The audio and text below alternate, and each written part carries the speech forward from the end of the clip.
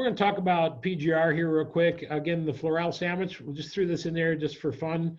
Florel is something that is used in propagate pinching around prior to and post the pinch. And I think it's very effective, but I don't think it's necessary in a lot of modern varieties. But I just want to point it out to you here in this picture. You see a slight delay, even the fact that these florals were applied way back at the pinch, all the way at finish. There's florel in that plant a little bit. So just keep in mind, there is this little PGR effect that's going to happen. It's really not causes any real trouble, but I don't think it's necessary. And honestly, I'm about risk mitigation. And I personally feel that every time you pull out that spray rig, you're rolling the dice, because there's something can go wrong. Every variable you throw at it is another thing that can go wrong. But again, there's no real negative to it other than a slight delay.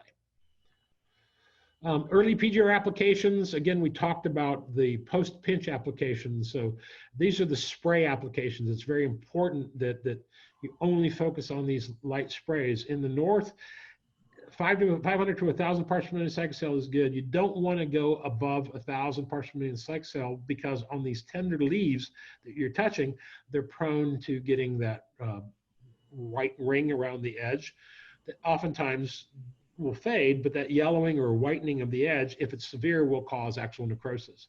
And then you start having burnt edges. So keep that rates down. You can repeat like every 4 or 5 days if you need to. If you're in the south and it's warmer climate, you can combine B9 cycocell. There is a strong synergy with B9 cycocell. So again, for this purpose, for this application on those tender leaves, I would keep the rates down. Like 1,000 B9 500 cycocell works really good. Beware of accumulation of B9 applications. B9 causes significant delay on a poinsettia. That's a fact. And if you accumulate B9 and you are sitting there, and I've seen this happen in Texas repeatedly, where you go in and say, all right, B9 cycocell rocks. I'm going to do it in prop. I'm going to do it post-pinch. I'm going to do it all the way through. And I don't want, I'm afraid of bonsai, so I'm going to B9 cycocell. Then I'm going to stop B9ing. Yeah, okay, I'll stop B9ing 1st of October, but I've already put 5 applications of B9 on that plant. That plant is going to be dramatically delayed. So you don't want to just become a B9 cycocell junkie on poinsettias because of the delay factor.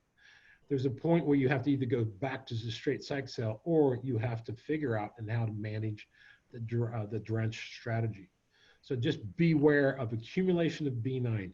B9 causes delay on poinsettias. So just beware of that.